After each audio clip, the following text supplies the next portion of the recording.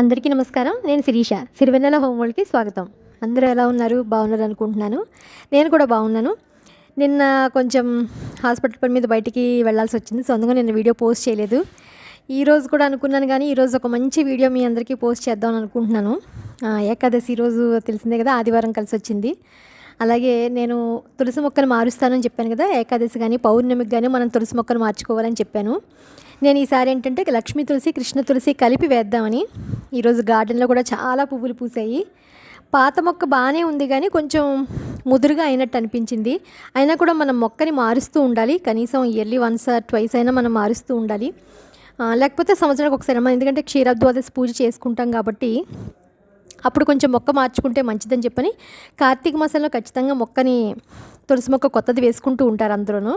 నేను కూడా సరే పెద్ద మొక్క అయింది కదా, మార్చి మళ్ళీ వేసుకుందాం. ఇంతకుముందు లక్ష్మీ తులసి, కృష్ణ తులసి కలిపి వేశాను నేను.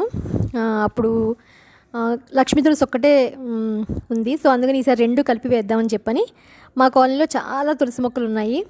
సో పక్కన వాళ్ళ ఇంట్లో ఉంటే నేను లక్ష్మీ తులసి, కృష్ణ తులసి చిన్న మొక్కలు వేయలేదు, ఎందుకంటే అవి గమ్మున నిలబడవేమో అని చెప్పని కొంచెం ముదురు మొక్కలు తీసుకొచ్చాను.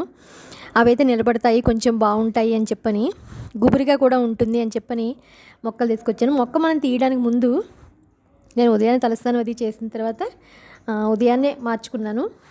సో తీయడానికి ముందు బాగా నాని మొక్కని అప్పుడు లూజ్ చేసి తీయడం వల్ల మనం ఆల్రెడీ కంకులు ఎప్పుడైనా తీసి కూడా మొక్కలు వేస్తూ ఉంటాం కదా, కొంచెం శుభ్రం చేసి మళ్ళీ వేస్తే మొక్క ఏపుగా పెరగడానికి, అలాగే బుషీగా రావడానికి, అంటే కొంచెం ఆరోగ్యంగా పెరగడానికి మనకి బాగుంటుంది. అందుకని కొంచెం మట్టి అంతా ఒకసారి మళ్ళీ లూజ్ చేసి చక్కగా అంతా పాత మొక్కలు కూడా నేను ఏంటంటే గార్డెన్లోనే ఒక చోట నాటుతున్నాను, ఎప్పుడైనా మనకి దళాలకి వాటికి ఉపయోగపడుతుందని చెప్పని. అలాగే ఉసిరి మొక్కను కూడా క్షీరద్వాదశి పూజకి రెడీ చేసుకున్నాను. గార్డెన్లో మొక్కలు పువ్వులన్నీ మీరు చూశారు. చాలా బాగా వచ్చాయి ఈరోజు పువ్వులు అయితేను. రేపటికి కూడా పూజకి బాగా వస్తాయి అని చెప్పని అనుకుంటున్నాను. రేపు క్షీరద్వాదశి పూజకి బాగా చేసుకోవాలి అని చెప్పని ఉంది. ఉసిరికాయలు తెచ్చుకున్నాను. అలాగే మా మెయిట్ తీసుకొచ్చింది, తమలపాకులు తీసుకొచ్చింది. సో అన్నీ నేను ఆల్రెడీ నేను నర్సరీకి వెళ్ళినప్పుడు కొన్ని మొక్కలు కూడా తెచ్చుకున్నాను. పూజకి వాటికి ఎప్పుడైనా సైడ్కి పెట్టుకోవడానికి బాగుంటాయని చెప్పని మొక్కలు కూడా తెచ్చుకున్నాను నేను.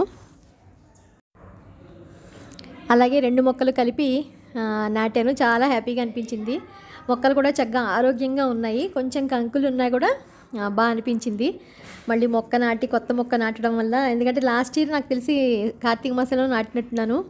మళ్ళీ ఇప్పుడు నాటి కొంచెం మళ్ళీ నీళ్లు పోసి ముగ్గు అది పెట్టి అంతా క్లీన్ చేసి 4 పక్కల కోటంతా కూడా శుభ్రం చేసి చక్కగా అంతా, ఎందుకంటే మనం పూజ గదిని అది ఎలా పండగకి క్లీన్ చేసుకుంటామో, రేపు చక్కగా మనం లక్ష్మీనారాయణని కళ్యాణం చేస్తాం, అంటే క్షీరద్వాదశి అంటే చేస్తాం కదా, పూజ అది చేస్తాం కాబట్టి చక్కగా అంతా అలంకరించుకోవాలని చెప్పని తులసి కోటంతా కూడా బాగా కడిగి ప్రమిదలు ఉన్నవన్నీ తీసి అన్నీ క్లీన్ చేసి మంచిగా రెడీ చేసుకున్నాను. అలాగే నేను మొత్తం అంతా క్లీన్ చేసిన తర్వాత చక్కటి ముగ్గు అది పెట్టి అంతా రెడీ చేసుకున్నాను. అలాగే ఏంటంటే ఈరోజు యాక్చువల్గా ఫంక్షన్ ఉంది మా అక్క వాళ్ళ ఇంట్లో, మా పెద్దమ్మగారు వాళ్ళ అమ్మాయి ఇంట్లో. మహాన్యాసపూర్వక రుద్రాభిషేకం, ఇంకా రుద్రహోమం, అలాగే సత్యనారాయణ స్వామి వ్రతం ఉన్నాయని చెప్పని మేము మార్నింగే హడావిడిగా పొద్దున్నే ఇంట్లో పనులన్నీ పూర్తి చేసేసుకుని సో అక్క వాళ్ళ ఇంటికి వచ్చాను. అక్కడ ఈరోజు నా అదృష్టం ఏంటంటే ఏకాదశి రోజున సత్యనారాయణ స్వామి వ్రతం చూసే అదృష్టం, కథ వినే అదృష్టం నాకు కలిగింది. అలాగే అభిషేకం కూడా, మహాన్యాసపూర్వక రుద్రాభిషేకం కూడా శివలింగాలు 108 చిన్ని మట్టితో శివలింగాలు చేస్తారు కదా, నేను ఫస్ట్ టైం చూస్తున్నాను. వీడియోలో చూడడమే తప్ప నేను ఎప్పుడు చూడలేదు. సో కుదిరితే ఆ వీడియో క్లిప్పింగ్ కూడా రేపటి వీడియోలో పోస్ట్ చేస్తాను నేను. అలాగే పౌర్ణమి గురించి కూడా మీ అందరికీ నేను చెప్తానని చెప్పాను. కొంచెం డిలే అవుతుంది, అంటే కొంచెం ఏదో బిజీగా ఉండడం వల్ల అవ్వట్లేదు. చెప్దాము ఒకసారి, పౌర్ణమి లోపల మాత్రం ఖచ్చితంగా చెప్తాను. అలాగే చెప్పాను కదా, నేను నర్సరీ నుంచి ఒక 3 వెరైటీస్ తెప్పించాను. అన్నీ 2 పెయిర్స్ కింద తెప్పించాను, ఒక్కొక్క పెయిర్ కింద. ఎందుకంటే పూజల్లో కానీ ఎప్పుడైనా మనం ఒకలాగా పెట్టుకోవడానికి బాగుంటుందని చెప్పని నేను నర్సరీ నుంచి తెప్పించుకున్నాను. నాకైతే బాగా నచ్చే క్రోటన్స్ అవి చిన్నవి. సో తులసి మొక్క దగ్గర మంచిగా ముగ్గు పెట్టి అలంకరణ అయితే జరిగింది.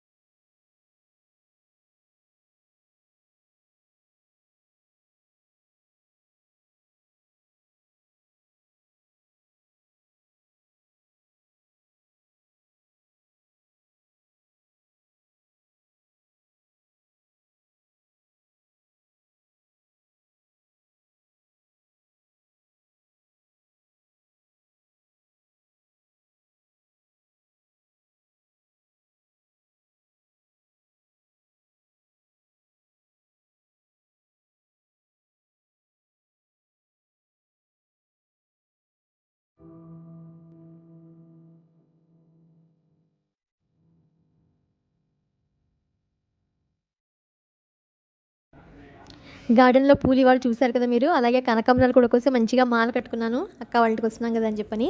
పువ్వులు కూడా దేవుడి గదిలో చక్కగా సింపుల్గా హడావుడిగా అయినా పూజ చేసేసుకుని గబగబా అక్క వాళ్ళ ఇంటికి వచ్చాము. వ్రతం అయితే చాలా బాగా జరిగింది అక్క వాళ్ళ ఇంట్లోనూ. కార్తీక మాసంలో సత్యానుసం వ్రతం చేసుకుంటే ఎంతో మంచిది. అంటే అందులోని ఏకాదశి రోజు కానీ పౌర్ణమి రోజు కానీ ప్రత్యేక రోజుల్లో మనం వ్రతం చేసుకుంటే చాలా మంచిదని చెప్తూ ఉంటారు. అమ్మ వాళ్ళు కూడా మా గురించి మొక్కుకున్నారట. కానీ స్వామి అనుగ్రహం ఎప్పుడు కలుగుతుందో అప్పుడు మాత్రమే చేసుకోగలము. సో పూజ జరుగుతున్నప్పుడు చిన్నగా క్లిప్పింగ్ అయితే తీశాను. ఎందుకంటే చుట్టాలు అందరూ కలిసినప్పుడు కూడా వీడియో అంటే అంత బాగోదులే అని చెప్పని నేను ఎక్కువ తీయలేకపోయాను. సో ఇలా జరిగింది పూజ. ఇది ఇవాల్టి వీడియో. మీ అందరికీ నచ్చిందని అనుకుంటున్నాను.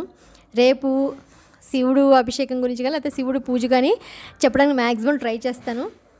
రేపటి వీడియోలో ఎలాగ శివుడిని మనం పూజిస్తాము, ఎలాంటి లింగం పెట్టుకోవచ్చు ఏంటి అని డీటెయిల్స్ అన్నీ రేపటి వీడియోలో షేర్ చేస్తాం అనుకుంటున్నాను. ఇది ఇవాల్టి వీడియో. మళ్ళీ రేపు ఒక ఇంట్రెస్టింగ్ వీడియోతో మనందరినీ కలుస్తాను. అంతవరకు బాయ్.